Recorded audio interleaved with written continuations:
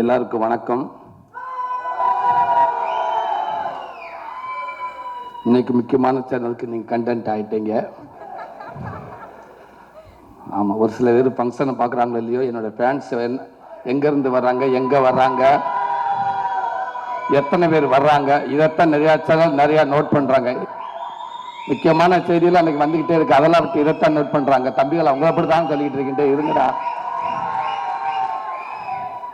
Thank you thank you தம்பிகளா, அன்பு தம்பிகளா.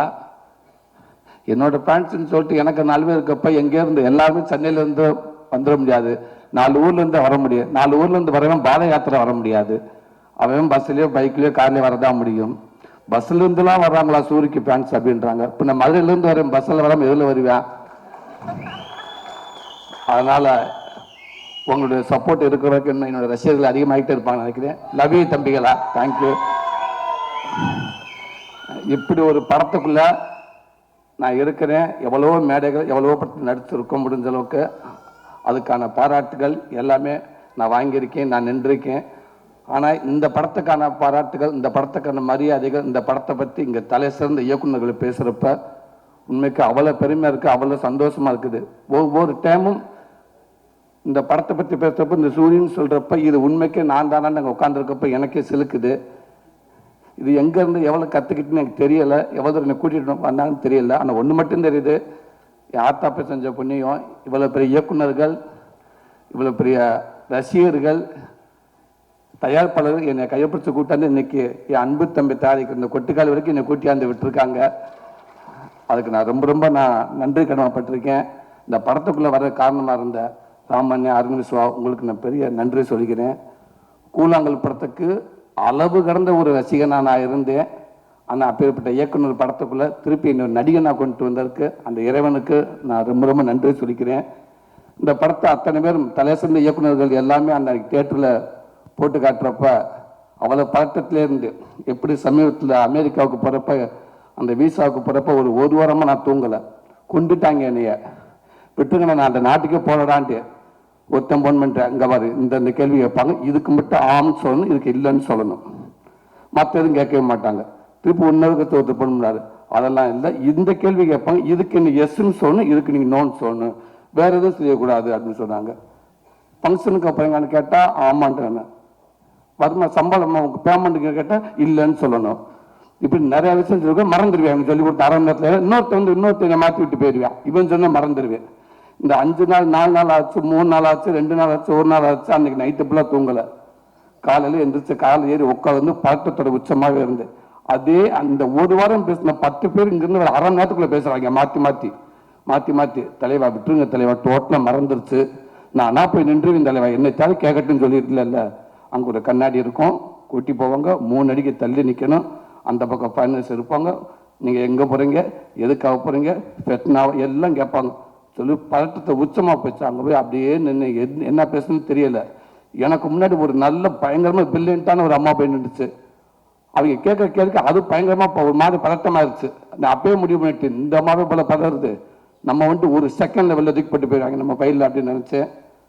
4 வார்த்தையும் கேட்டாங்க. அவங்க சொன்னமே கரெக்டாக ஆமான்ட்டேன்.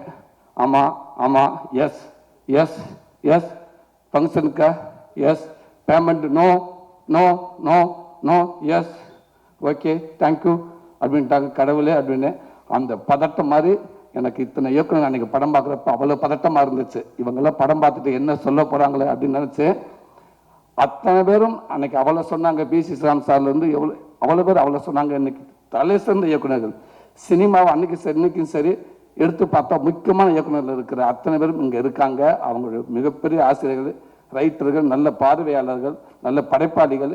அவங்க படம் பார்த்துட்டு இந்த படத்தை இவங்களுக்கு சொல்கிறப்ப தெரியல, இதை விட எனக்கு வேறு என்ன வேணும்னு தெரியல.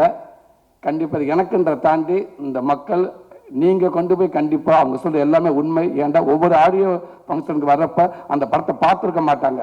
ஆனால் ஓரளவுக்கு அந்த இயக்குனர் படைப்பை வச்சு சொல்லுவோம். ஆனால் இந்த படத்தை இன்னைக்கு பேசினவங்க அத்தனை பேருமே இந்த படத்தை பார்த்துட்டாங்க, பார்த்துட்டு அவ்வளோ சொல்கிறாங்க.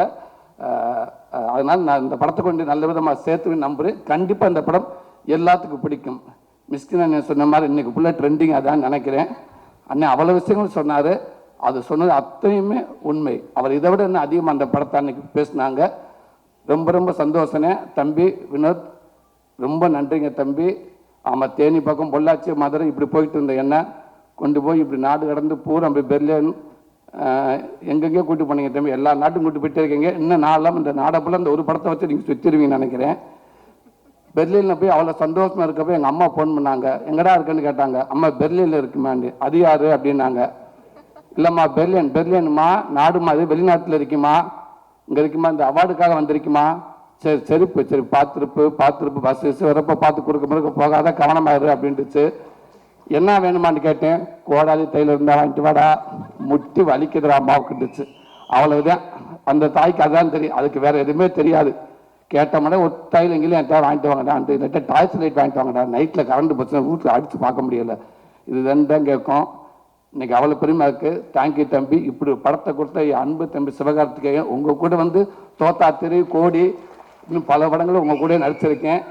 எனக்கு குழந்தையிலேருந்து நிறைய ரசிகர்கள் இருக்காண்ட கண்டிப்பாக நான் அடித்து சொல்லுவேன். அதில் ஒரு 80% நான் உங்ககிட்ட இருந்து எடுத்திருக்கேன்னு சொல்லலாம். அதான் உண்மை. உங்களுக்கு வந்து அந்த ரசிகர்கள் தான் எனக்கு அவ்வளோ பேர் எனக்கு இருக்காங்க. என் அன்பு தம்பி, அதுவும் நீங்கள் எடுத்த படத்துக்குள்ளே நானே கதை நாயனாக இருக்கு நினைக்கப்ப ரொம்ப பெருமையாக இருக்குது. தேங்க்யூ தம்பி. லவ் யூ தம்பி. மிஸ்கின் அண்ணன் சொன்ன மாதிரி இந்த மாதிரி நீங்கள் நினச்சது பெருமை தம்பி. தேங்க்யூ அண்ணா. ரொம்ப சந்தோஷம். உங்களுக்கும் தலை சிறந்த ஒரு அற்புதமான நடிகை. ஆனால் என்ன நீங்கள் நடிக்கிற பார்க்கவே முடியலை. ஏன்னா அப்படியே இயல்பாகவே இருக்கீங்க நீங்கள் ஃபுல்லாக. அதே தான், ஒரு டைலாக் கூட பேசாமல். நான் வினோத்திட்ட தான் கேட்டேன். நான் டைலாக் பேசுகிறேன் ஓகே, அப்பப்போ கூப்பிட்டு கேட்குறேன். அவங்களே உங்களை கூப்பிட்டு ஓடாமல் கழிட்டே இருக்காங்கன்னு. இல்லைண்ணே, இந்த இடத்துல இந்த மூடுக்கு நான் எப்படி இருக்கணும், இந்த இடத்துல நான் என்ன ரியாக்ட் பண்ணணும். அவர் அங்கேருந்து நடந்து வர்றப்ப என்னுடைய கவனம் நான் அங்கே இருக்கணும். ஆனால் என் கவனம் அவன் மேலே இருக்கணுமா, இல்லை எங்கள் அம்மா மதிப்பிட்டு ஒரு விஷயத்தை அவங்க கேட்குறாங்கன்னு சொன்னாங்க. உண்மைக்கு சூப்பர். அதே அவ்வளோ இடத்துல நீங்கள் இருக்கீங்கன்னு நினைக்கிறேன்.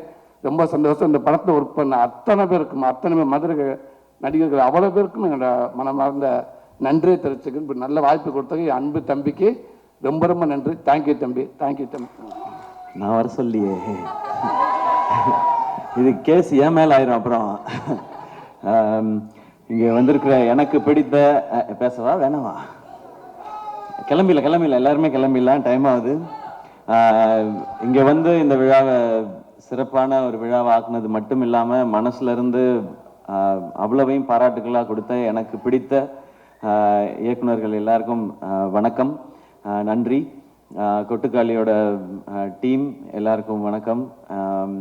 இங்கே வந்திருக்கிற பத்திரிகையாளர்கள், தொலைக்காட்சி நண்பர்கள், இணையதள நண்பர்கள், ஃபோட்டோகிராஃபர்ஸ், கேமராமேன் எல்லாருக்கும் நன்றி, வணக்கம். இது முதல்ல நான் கூழாங்கல் படம் பார்த்தேன். எனக்கு அருண் விஸ்வா கூப்பிட்டு போய் நம்மளோட ஃப்ரெண்டு ஒருத்தர் நீங்கள் இந்த படம் பாருங்க அப்படின்னு சொன்னார். நான் அந்த படம் பார்த்தேன். உண்மையிலே எனக்கு அதை புரிஞ்சுக்கிறதுக்கு ரொம்ப ரொம்ப சிரமமாக இருந்தது. எனக்கு நான் ஏற்கனவே சொன்னதான், நான் நிறைய உலக சினிமாக்கள்லாம் பார்த்ததில்லை. எனக்கு தெரிஞ்சதெல்லாம் தமிழ் சினிமாவில் என்னென்ன படங்கள்லாம் வந்திருக்கோ அதெல்லாம் பார்த்துருக்கேன். இங்கே இருக்கிறது மட்டும்தான். இதில் வித்தியாசமாக வந்த படங்கள் எல்லாம் தான் எனக்கு ஓரளவுக்கு இருக்கிற புரிதல். அந்த படத்தை புரிஞ்சுக்கிறதுக்கு ரொம்ப சிரமமாச்சு. அப்புறம் பேசி தெரிஞ்சுக்கிட்டேன். அப்புறம் அவர் ஒரு அவார்டு வாங்கினாரு அப்படின்னு சொன்னாங்க, ராட்டர்டாம் ஃபெஸ்டிவல். நமக்கு அதிகமாக வெளியே தெரிஞ்ச festivals Cannes film festival, Oscar மட்டும்தான் நமக்கு தெரியும். இது ராட்டர்டாம் ஃபிலிம் ஃபெஸ்டிவல்னு சொன்னாங்க. அதில் அவர் அவார்டு வாங்கியிருக்காரு அப்படின்னாங்க. ஓ அப்படியா, ஓகே அப்படின்னு சொன்னேன். நமக்கு தெரில. அப்போ தான் அருண் சொன்னார், இது ஃபர்ஸ்ட் ஃபிலிம், டெபியூ ஃபிலிம் பண்ணுறவங்களுக்கு கொடுக்குற அவார்டு, உலகம் ஃபுல்லாக இருந்து செலக்ட் பண்ணுவாங்க.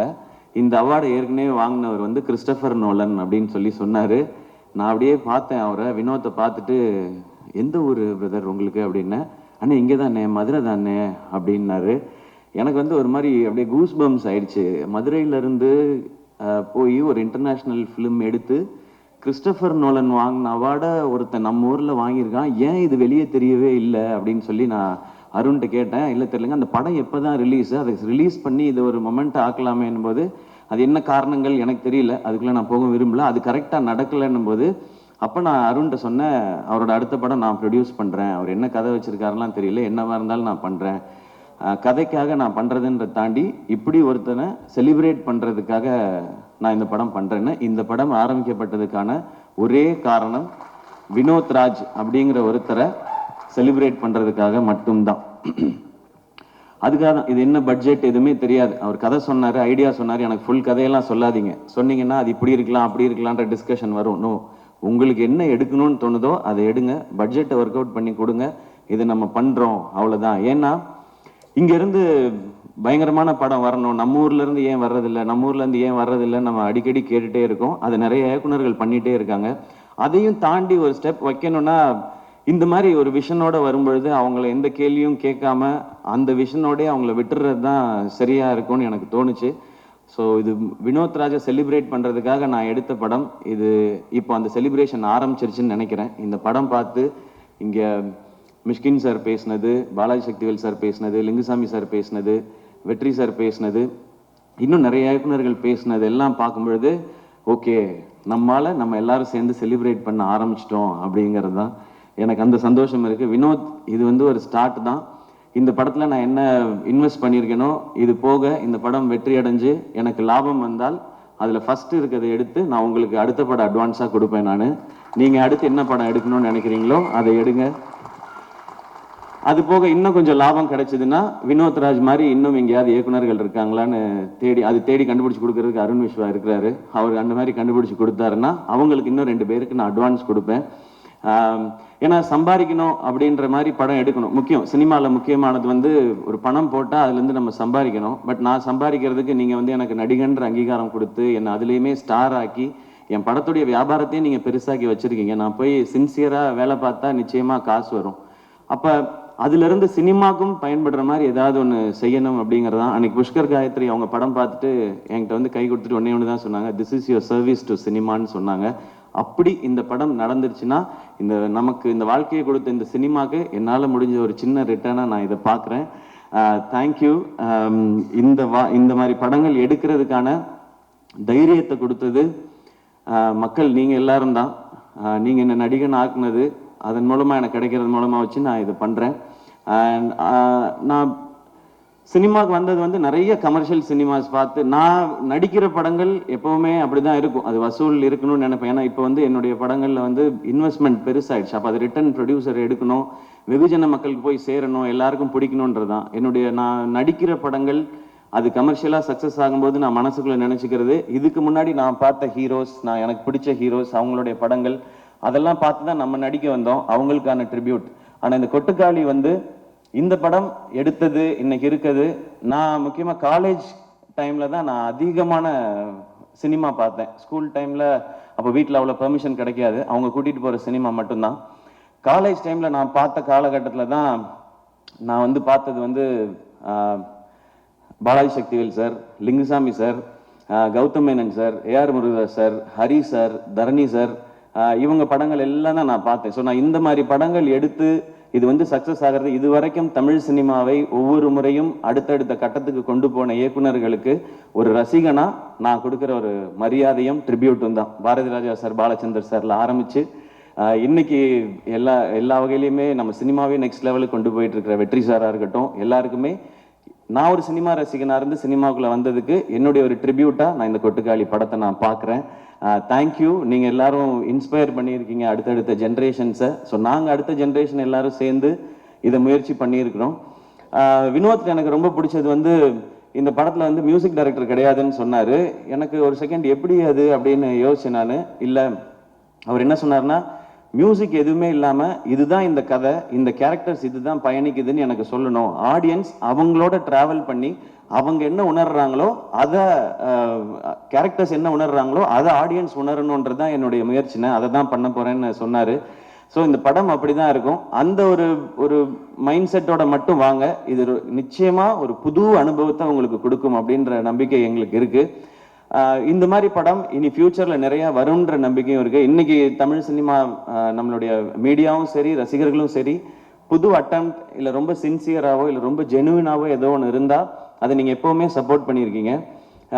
இந்த படம் தேட்டரில் ஓடி உங்களுக்குலாம் பிடிச்சி என்ன வசூல் பண்ணாலும் சந்தோஷம்தான். ஏன் அப்படின்னா இந்த படம் பார்க்கறதுக்கு எத்தனை பேர் தேட்டருக்குள்ளே வராங்களோ அவங்களுக்கு ஒரு புது அனுபவத்தை இந்த டீம் வந்து நாங்கள் கொடுக்கணும்னு நினைக்கிறோம். இனி இந்த மாதிரியான படங்கள் பார்க்குறவங்களுக்கு இது ஒரு ஃபர்ஸ்ட் ஸ்டெப்பாக இருக்கும் அப்படிங்கிறது எங்களுடைய நம்பிக்கை. நான் பெரிய சினிமாவே மாற்ற போகிற ஆட்கள்லாம் கிடையாது.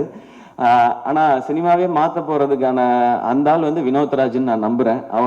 அவரால் அது முடியும்னு நம்புறேன். அதுக்கு நாங்கெல்லாம் இப்படி சும்மா சப்போர்ட்டா இருப்போம். அண்ட் அனபென், உங்களோட ஹெலன் பார்த்துருக்கேன், கப்பெல்லா இதெல்லாம் பார்த்துருக்கோம். உங்களோட பெர்ஃபார்மன்ஸ் எப்படின்றது தெரியும்.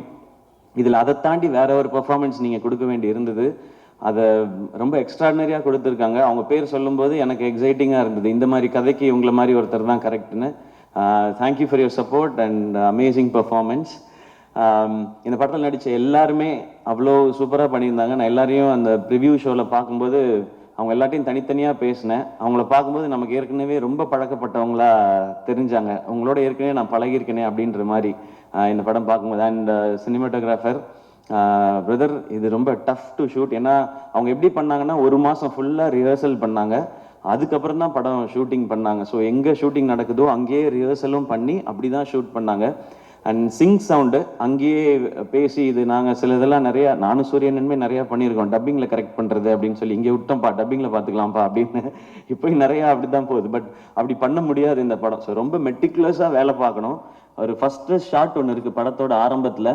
அதை எடுத்தது எப்படின்றத நம்ம ஃபஸ்ட்டு தோணலை. அதுக்கப்புறம் நான் கேட்டேன். ஏன்னா ஒரு பெரிய இடத்த கிராஸ் பண்ணி நடந்து போகணும். அப்போ அவங்க சொல்லுவாங்க, ஒரு வீட்டில் யாராவது பாட்டு போட்டு விட்டுருவாங்க, இல்லை யாராவது கதவை திறந்து வந்து வெளியே நின்று பழு விளக்கிட்டு இருப்பாங்க அப்படின்னு. சார் உள்ளே போங்க சார், உள்ளே போங்க சார், அந்த டைமுக்குள்ளே ஷூட் பண்ணுன்னு சொல்லி ஒரு வில்லேஜையே ஒட்டுமொத்தமாக கண்ட்ரோல் எடுத்து வினோத் வந்து அந்த மாதிரி ஷூட் பண்ணியிருக்காங்க. ஸோ சவுண்ட் டிசைனர்ஸ் எல்லாருக்கும், அழகிய குத்தன், ராகவ் பிரதர், சுரேன், அவங்க தான் இந்த மியூசிக் டைரக்டர் இல்லை அப்படின்றத தாண்டி. ஆனால் இந்த படத்துக்கு தேவையான மொத்தத்தையும் அந்த லைஃப்பை வந்து கிரியேட் பண்ண வேண்டியது அவங்க கையில் தான் இருந்துச்சு. அவங்களுக்கும் என்னுடைய தேங்க்ஸ் அண்ட் வாழ்த்துக்கள். அண்ட் கணேஷ் சிவா எடிட்டர், அவர் என் ஃப்ரெண்ட் நவநீதனோட தம்பி அவர். ஸோ இன்னும் கொஞ்சம் பர்சனல் தான் அவரோட ஒர்க் சூப்பராக. ட்ரெய்லர் ரொம்ப ரொம்ப நல்லா இருந்தது. அகைன் மியூசிக்கே இல்லாமல், நிறைய டயலாக்ஸும் இல்லாமல் ஒரு ட்ரெய்லரை கட் பண்ணணும் அப்படின்னும் போது அதுவும் இன்னும் சேலஞ்ச். படம் பண்ணுறதை விட சேலஞ்ச். படத்தையாவது செட் பண்ணலாம், மூடை இப்படி ஆரம்பிக்கும் ட்ரெய்லர் அப்படி பண்ண முடியாது, டைம் எடுத்துக்க முடியாது. அதுக்குள்ளே ஒரு ஃபென்டாஸ்டிக் ட்ரெய்லர் கொடுத்துருக்காங்க.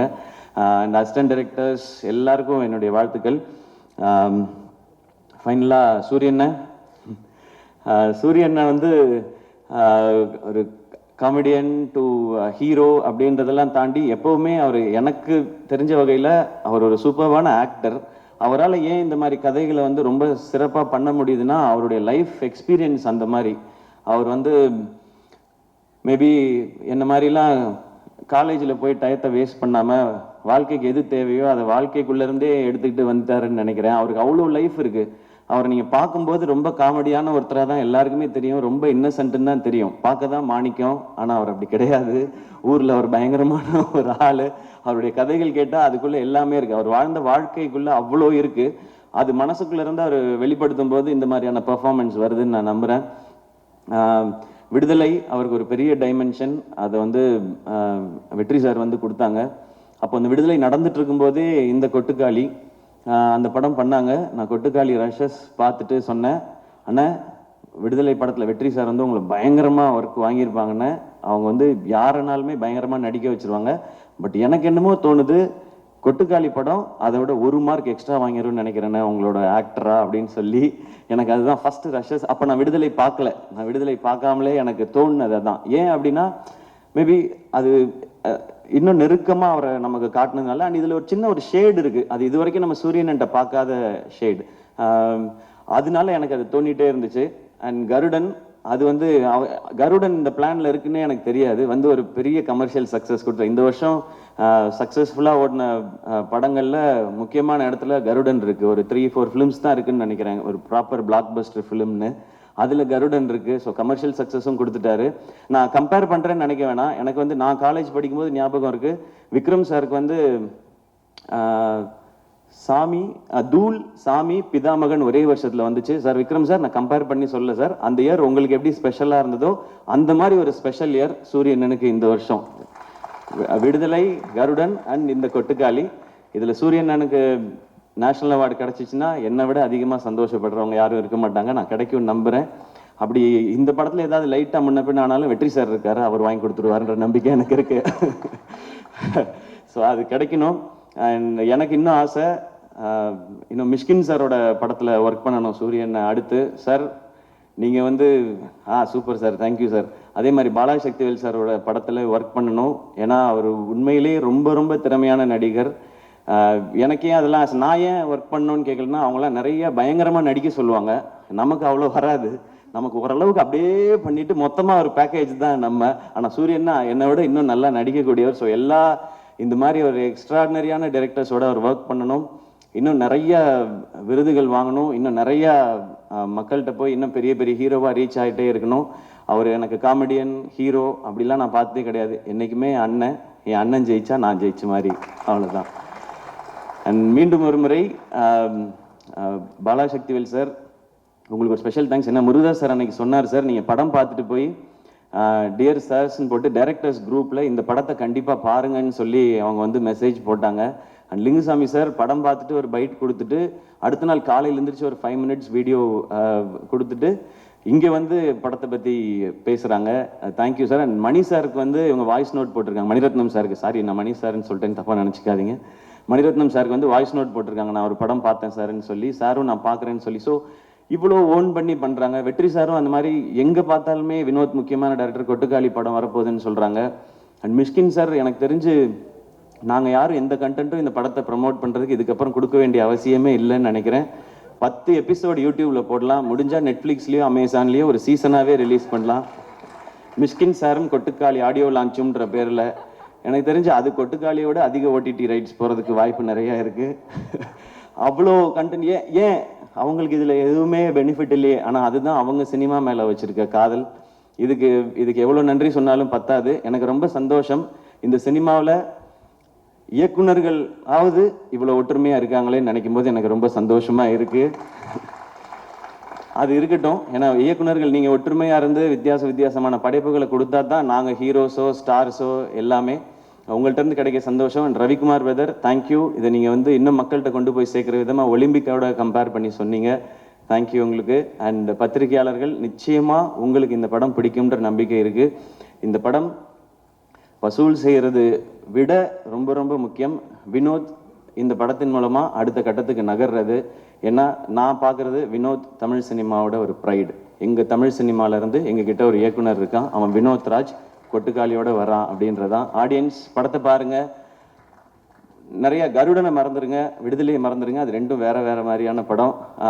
இது வித்தியாசமான ஒரு அனுபவத்தை நிச்சயம். இந்த வித்தியாசமான வார்த்தையை ரொம்ப நானே நிறையா பயன்படுத்திட்டேன் என்னுடைய படங்கள்லேயே. இது ஒரு வித்தியாசமான படம் அப்படிலாம். இது எந்த வித்தியாசமானதுன்னா இது ஒரு புது எக்ஸ்பீரியன்ஸ், அதான் சொல்ல தெரியுது. நம்ம இது வரைக்கும் போகாத ஏதாவது ஒரு தீம் பார்க்குக்கு போனோம், அது எப்படி இருக்குன்னே தெரியாமல் நம்ம போனோம்னா அது ஒரு அனுபவம் கொடுக்கும் இல்லையா. அந்த மாதிரியான அனுபவத்தை இது கொடுக்கும்னு நான் நம்புகிறேன்.